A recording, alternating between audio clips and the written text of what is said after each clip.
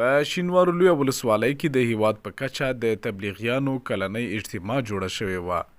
د ننګرهار شینوارو لوی ولسوالۍ اړوند غني خیل و پلسر سیمې په قبا تبلیغي مرکز کې سږ کال بیا هم کلنۍ تبلیغي اجتماع ترسره او پای ته ورسېده.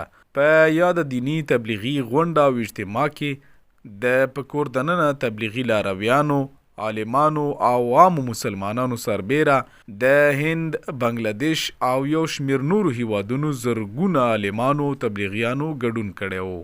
د تبلیغ لارویانو دغه اجتماع د میزان په 12مه نیټه د پنجشنبې په ورځ پیل شوه چې 3 ورځې دوام وکړ او د شنبې په ورځ د دعا په ویلو پای ته ورسېده. په دې راټولېدنې او اجتماع کې ګډونوالو، مقررینو او ویناوالو، دینی عالمانو، تبلیغي حضراتو د دینی بیانونو سپارښتنو، د اسلام مبارک دین د خپراوي په هکله بیانونه او سپارښتنې وشوې. زمونږ او تاسو دا اجتماع په دې مجلس کې راجمع کېدل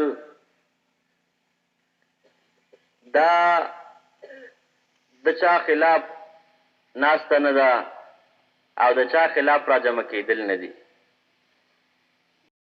دا د دې امت د اجتماعیت او د امت دا ټوټې ټوټې امت سره بیل بیل شوی چې دغه امت څنګه سره بیرته رایوځای شي. د اجتماع په اخر کې د هیواد مختلف ولایتونو او سیمو ته په لسګونو جوماتونه یا ډلګۍ هم ولیږل شوې.